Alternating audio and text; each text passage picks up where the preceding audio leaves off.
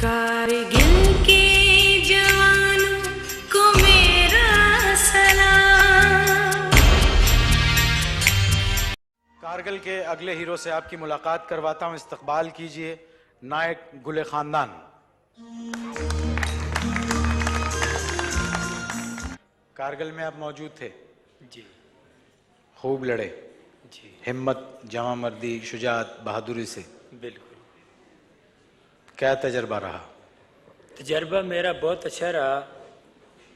بہرحال اس تجربے کے بتانے کی ابھی آپ کے سامنے دو مثالیں ہیں، کیپٹن رمیل صاحب اور حوالدار فیروز خان، تو چند ایک دو مثالیں اور بھی میں پیش کر دیتا ہوں۔ ویسے تو یہ 2.5-3 مہینے کی بہت مثالیں ہیں ہمارے سامنے۔ دشمن کا ایک اٹیک ہمارے اوپر 13 مئی کو آیا۔ ان کے 6 بندوں نے ایڈوانس کیا جو ریکی پٹرول تھا۔ وہ یہ چاہتے تھے کہ جس پوسٹ کے اوپر میں تھا وہ اس پوسٹ کے اوپر قبضہ کرنا چاہتے تھے، کیونکہ وہ سب سے بڑی اونچی پوسٹ تھی، اور اس پوسٹ پر قبضہ کر کے وہ شہرائے لے جو ہے اس کو ہم سے محفوظ کرانا چاہتے تھے۔ مگر اللہ کا کرنا یوں ہوا کہ ان کے 6 بندوں نے لیفٹیننٹ کالیا کے ساتھ ریکی کے لیے ہماری طرف ایڈوانس کیا۔ مگر ہوا یہ کہ وہ ایڈوانس تو ہمارے اوپر کر رہے تھے، لیکن وہ شکار کرنے کے لیے آئے تھے اور خود شکار ہو گئے۔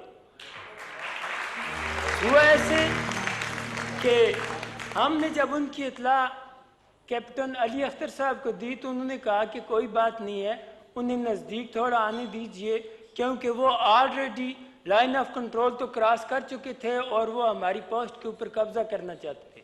مگر جب وہ قریب آئے ہم انہیں قیدی بنانا چاہتے تھے، لیکن وہ تھوڑا ہمارے رینج سے دور وہ ہم سے بھاگنے کی کوشش کر رہے تھے، ہم نے ان کے اوپر فائر گرا دیا۔ میں صرف انٹرنیشنل میڈیا کو یہ بتانا چاہتا ہوں کہ یہ جو کچھ بھی ہو رہا تھا یہ لائن آف کنٹرول کے اندر، یعنی بالکل ہمارے لائن آف کنٹرول کے اندر ہو رہا تھا، بالکل اندر، اور یہ سراسر جو ہے یہ اس کو جارحیت کہا جاتا ہے اردو میں۔ بالکل یہ ان کا ایک جو ہے ایفینسیو ٹاسک یا ایگریسیو پلان میں کہہ سکتا ہوں کہ یہ ایک جارحانہ منصوبہ بن چکا تھا پہلے سے ہی،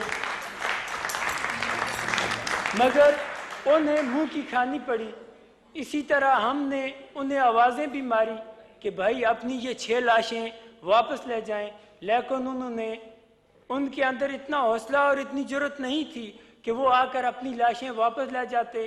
پھر ہم نے ان لاشوں کو جیسا کہ روز روشن کی طرح یہاں ہے کہ ہم نے ایک دستور کے مطابق لیفٹیننٹ کالیا کے ساتھ جو 5 لاشیں تھیں ان کو واپس کر دیا۔ اسی طرح ان کی ایک جارحانہ کارروائی کا 2 مثالیں میں اور پیش کر دیتا ہوں۔ 18 مئی کو انہوں نے دوبارہ اٹیک لایا جس میں تعداد میں وہ کافی تھے اور ہماری تعداد ان کے مقابلے میں 22 تھی۔ کافی مینز، کافی سے مراد یہ ہے کہ وہ 200 سے زائد تھے، اس سے کم نہیں تھے، غالباً وہ 300 یا 350 ہو سکتے۔ مطلب یہ کیا ریشو ہے کہ جب بھی ان کی طرف سے حملہ ہوا، جتنے بھی ہمارے ساتھیوں نے آ کے بتایا، 700، 600، 800، 400، اور ادھر 22، 17، 14، 15، 9، 11، یعنی دہشت کا یہ عالم ہے کہ 12 یا 14 لوگوں کو قابو کرنے کے لیے 600 آدمی جاتے ہیں۔ یہ جنگ کی کون سی اسٹریٹجی ہے؟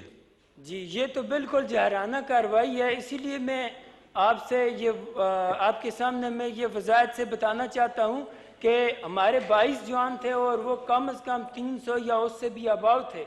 جب وہ ہمارے اوپر اٹیک لے کر آئے تو ان کو بھی منہ کی کھانی پڑی۔ اس کی مثال میں یوں دے دیتا ہوں کہ ان کی ایک گن ہے، اس کا نام جو ہے HMT ہے، وہ ہماری LMG کی طرح جو ہے لیکن LMG میں بولٹ جاتا ہے، اس میں جو ہے میگزین ڈالی جاتی ہے، وہ ہمارے پاس رہی۔ اس طرح ان کی جو ہے 4 مشین گنیں اور 3 جو ہے G2 اور کچھ میپس اور مارک شدہ میپس، اور اس کے علاوہ جو ہے یہ ریڈیو سیٹ بھی ہمارے ہاتھ میں آئی۔ اور بلکہ ان کے لیے واضح ثبوت میں یہ بتا دوں کہ بزدلی کا کہ ان کی جو HMT گن تھی وہ ہمارا حوالدار سنوبر جو ہے تقریباً 1.5 مہینے تک ان کے لیے استعمال کرتا رہا ہے، انہیں کے بہت شکریہ، بہت شکریہ۔ اگر وہ گن آپ کے پاس محفوظ ہے تو اسے سنبھال کے رکھیے گا، وہ یاد دلاتا رہے گا ہمارے جوانوں کی شجاعت کے کارناموں کا. آپ کی آمد کا بہت بہت شکریہ. بہت شکریہ.